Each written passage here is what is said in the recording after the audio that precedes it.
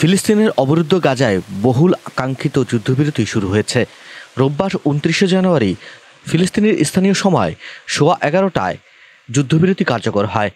এক প্রতিবেদনে এ তথ্য জানিয়েছে কাতার ভিত্তিক গণমাধ্যম আল জাজিরা। ইসরায়েলি প্রধানমন্ত্রীর কার্যালয় ঘোষণা দিয়েছে, গাজায় যুদ্ধবিরতি শুরু হবে স্থানীয় সময় বেলা সোয়া ১১টায়। যুদ্ধবিরতির প্রথম ধাপে হামাস যেসব বন্দীদের মুক্তি দেবে তাদের তালিকা প্রকাশের পর এ ঘোষণা এলো। এর আগে হামাসের সশস্ত্র শাখা কাশেম ব্রিগেডের মুখপাত্র আবু ওবায়দা টেলিগ্রাম পোস্টে বলেন, বন্দি বিনিময় চুক্তির অংশ হিসেবে আমরা আজ রোমি গনেন, এমিলি দামেরি এবং ডোরেন সানাতাবার খাইরকে মুক্তি দেওয়ার সিদ্ধান্ত নিয়েছি।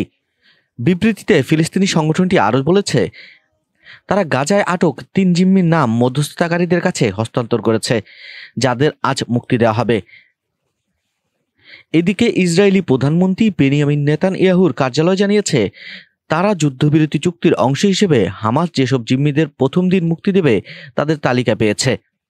প্রসঙ্গত, গত বুধবার ১৫ জানুয়ারি যুক্তরাষ্ট্র, মিশর ও কাতারের মধ্যস্থতায় যুদ্ধবিরতি চুক্তিতে সম্মত হয় হামাস ও ইসরায়েল। আজ রোববার স্থানীয় সময় সকাল ৮:৩০ থেকে যুদ্ধবিরতি ও বন্দি বিনিময় চুক্তি কার্যকর হওয়ার কথা ছিল। তবে যুদ্ধবিরতি চুক্তি অনুযায়ী প্রথম ধাপে যেসব জিম্মিদের মুক্তি দেওয়া হবে তাদের নামের তালিকা না দেওয়া পর্যন্ত গাজায় যুদ্ধবিরতি হবে না বলে জানান ইসরায়েলি প্রধানমন্ত্রী বেনিয়ামিন নেতানিয়াহু।